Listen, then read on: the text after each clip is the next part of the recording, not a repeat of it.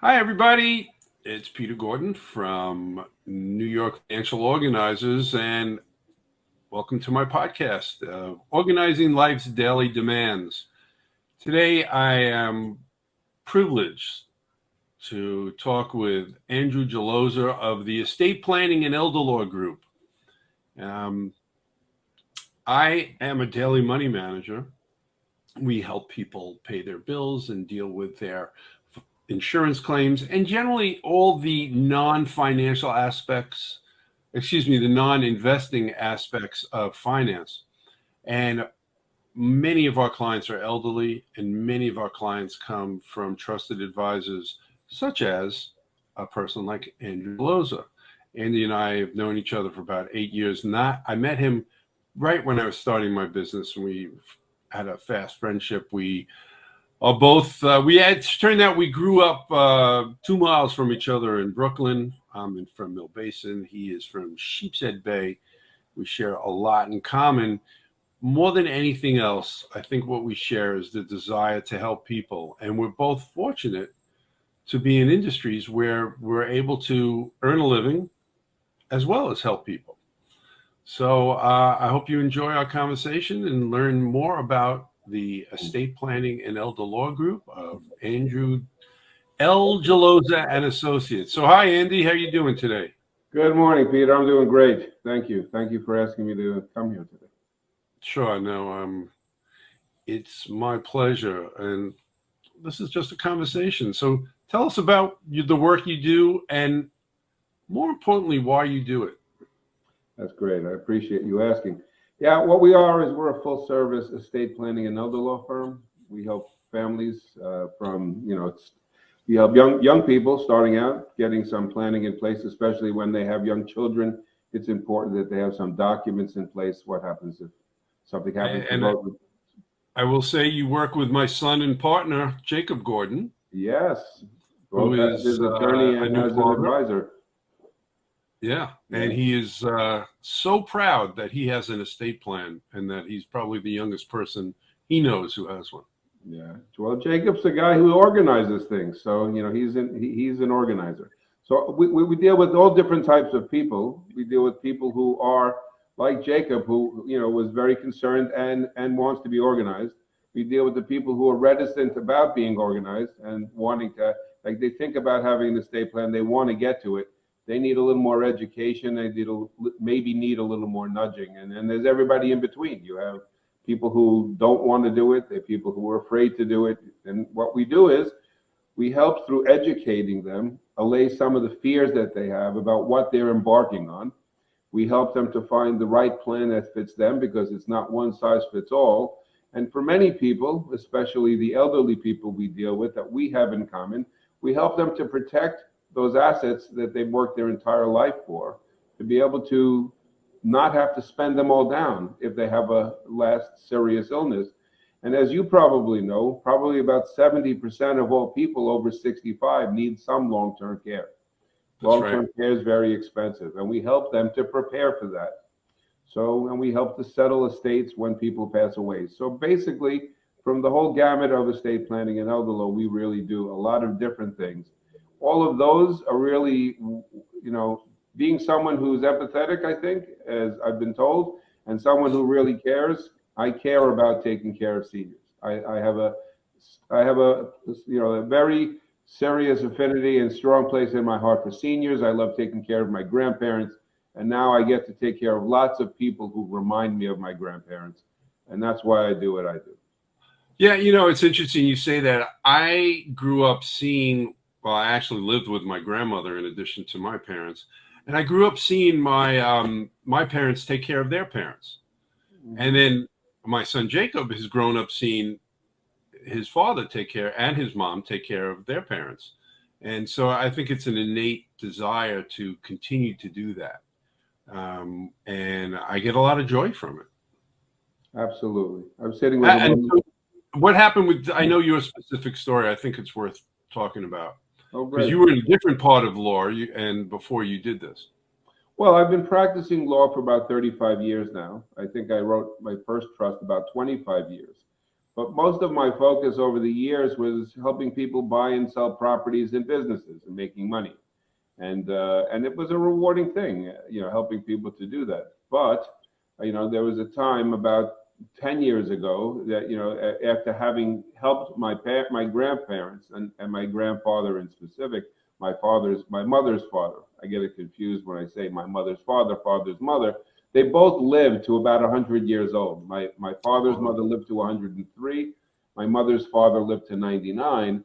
The good news is about that time that as they were aging and as they were getting older, I became a lawyer.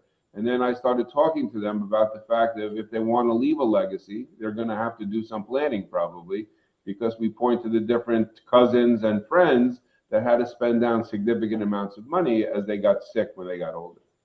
So my grandfather, who was born in the Depression era, and he was, worked his whole entire life. He was a blue collar worker, drove a news truck, one of those big, armored car trucks that carry the big.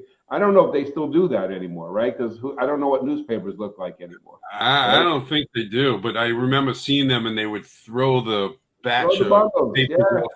throw the bundle off the back of the truck. Yeah. And that's what he did. He threw those bundles off to the candy stores and grocery stores, which were all over Brooklyn at that And point. the newsstands. And newsstands. And so he would, like, every once in a while, I guess when my mom got tired of dealing with my brothers and I, she would ship us off to Papa Joe for a day with Papa Joe on the truck on a Saturday, right? So we'd go on the truck with him, and I'm sure he really kind of, he definitely had certain concerns about us coming on the day before, thinking about the last time we came there. Because what we would do most of the day is run around inside the truck, fighting with each other, with him like the arm reaching around the back, trying to grab us and stop us and yell at us. But the point was, he loved us. We loved him. He taught me about how important family is.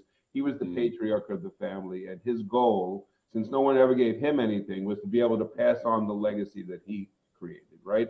And so what did he have? He had a bunch of money that he had amassed over his life and some property, and he really wanted to make sure it got to his family. And I suggested he has to do some planning if he wants to do that. Of course, like most of my other clients, he was going to get around to it. And, something, I don't know what a round to it looks like. And in fact, I have this little coin that says round to it on to show people. And so I have around to it. And maybe you do too. And What do you know? What do you know? We have a round to it. There you go. So you can tell them now it's time, because here's a round to it. But anyway, he finally decided in his mid-80s to do some planning. My grandfather was very healthy, fortunately. At 93, he could no longer take the train into the city to come meet me and go to the 2nd Avenue Deli after going to his doctor's uptown. So my grandfather, until 93, was... What did you have at the 2nd Avenue Deli? I used to have a pastrami sandwich. He used to have chicken in a pot. That we used to get the chicken soup with the chicken. And the 2nd Avenue Deli was really good. When it was on 2nd Avenue. Yeah, when it was downtown by me, I was on Broadway and 13th Street, and so we just walk over. Yeah, that was a family favorite. My parents had eventually moved to 10th Street and 4th Avenue, so we were able to walk over from there. Yeah, absolutely, very fond memories. And so we have help my grandfather plan. 93, he slowed down. He needed help. People came into his house, into his home to help him. And then at 99, he was surrounded by these lovely people, paid for mostly by government benefits that were available to him because he had done planning that would have not otherwise been available. So it's really a matter of knowing what things the law are, and most people don't, so we can help them with that. But the point is many more people than they even imagine can qualify for these benefits, although they don't think they can. And it really helps, quality of life as people age in place. Well, I don't think it's any accident, but I have a very similar story, except it's with my mom, and she eventually had problems walking, was bedridden, had dementia, and long story short, it was before I met you, but I met a care manager who told me about community Medicaid, and that's a New York State program. And it was the same story. And we got to protect my mom's legacy, which essentially was her home. She had an apartment, as I said, on 10th Street. And in order to have round the clock care, she would have had to sell that, and it would have been gone.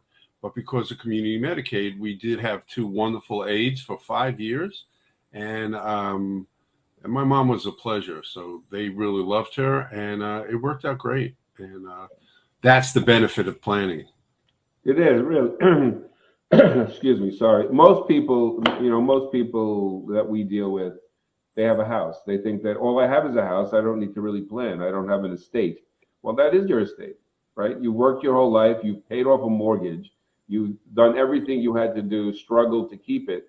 And now you're going to have to spend it down, not be able to pass it on, the generational wealth that you have to give to your family. That's what often happens. So we helped to prevent that from happening. As like you said, with planning, it's very possible that you're, eligible for community Medicaid or Medicaid in general. And pre-planning is essential because, as you know, there's a change in the law coming that's going to, have a 2.5 year look back for community Medicaid, which is going to mean people are going to have to plan earlier if they want to qualify and spend down the least amount that's legally required. But it's still a phenomenal program, and it's still, something, and that's so worthwhile. A lot of people say, well, I don't want to go on the dole. I don't want to take from the government. But the fact is, you've been paying for this through your New York state taxes all along. There's a reason why we're such a high state tax. It's because of the level of services that are provided to individuals. And there's no reason for you not to take advantage of that, and the wealthy do it all the time. And so why should not the middle class? And I know I find that big part of our population that we deal with are retired teachers and other union members who have they have a home, as you say, and they also have a reasonable pension. They don't have to give all that up. They could age in place, which is what most people want to do. Right. People have been in their house for 30, 50 years or more at times. What better place to stay if you can? They don't really want to leave. I mean, leaving their home is a, catastrophic event for them. And I think that the outcomes, as I think it's proven, that the outcomes are much, much better staying at home with the proper care. Oh, no doubt about it. No doubt about it. I don't know any client or family friend who've said, I really want to go to that nursing home. I'm looking forward to it. In every conversation I have with any group of people, I ask, how many people want to go to the nursing home? Raise your hand. Yeah, right. I think maybe 3 people in my entire career have raised their hand. It's crazy. Yeah. Tell us about your workshops. Oh, great.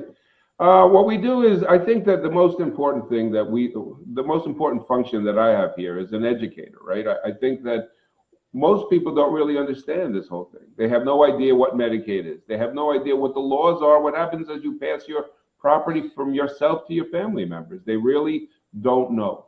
No one really teaches you about it. No one really wants to talk about it, but there is a lot of information. As I say out there, where did all of you get your law degrees? And they say, oh, you don't have a law. I say, well, I got mine in law school, but you get yours in the coffee shops and the beauty shops, right? I mean, you hear something on television, you read something on the internet or in the newspaper. You go and you tell your friend in the beauty shop. She then tells her husband at the coffee shop. And then you spread these things around, and really they're like kind of myths, right? Everybody gets bits of truth and then surrounds it with fear and all this other stuff. And all of a sudden you have this whole other story. Like, you're going to lose your house. They're going to take your house. You can't qualify if you have more than, if you have any more Right. than, you can't qualify if you have a house. All those stories, right? And that's what we try to, we try to demystify estate planning. Basically, talk about it on simple terms, using simple examples and stories from my life and my experience.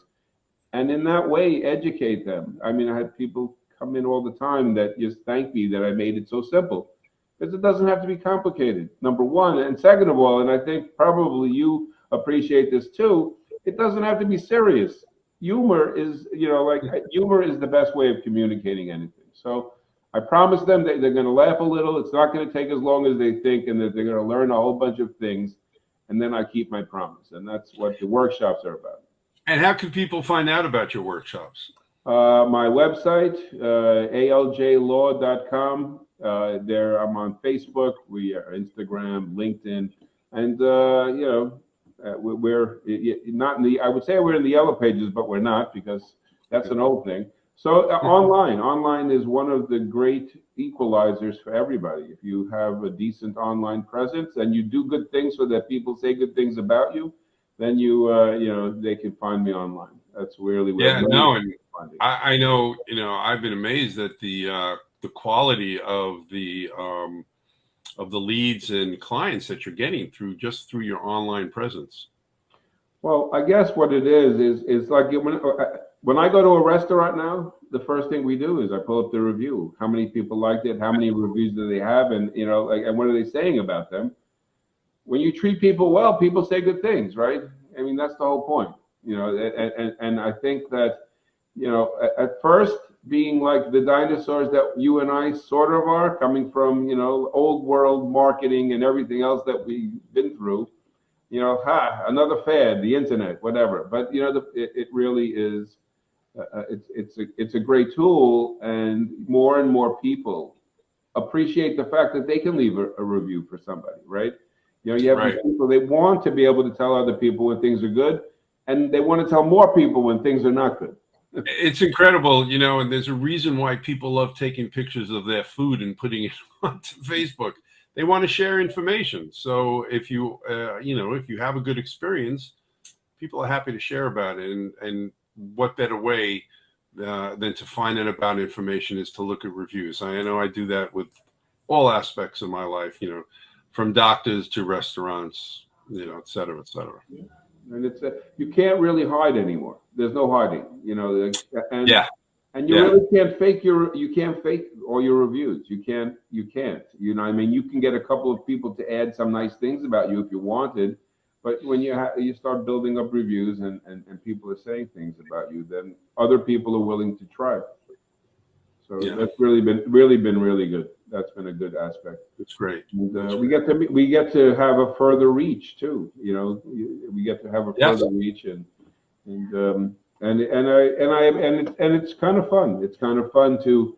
I like. I mean, we're in the pandemic here, is still. We're coming hopefully to the tail end, but it's also. The internet in general, and Zoom, and being able to communicate remotely and get out to more people, and for more people being home looking for things to do when they're at home. I think that's also helped. Yeah, I mean, this is a perfect example of it. We're talking on this, quote unquote podcast Right. that we'll put out there, and it's more information for people to have, and it certainly benefits us to get people to discover us and possibly hire us. But more than anything else, it's providing information, and this was really chock full of information.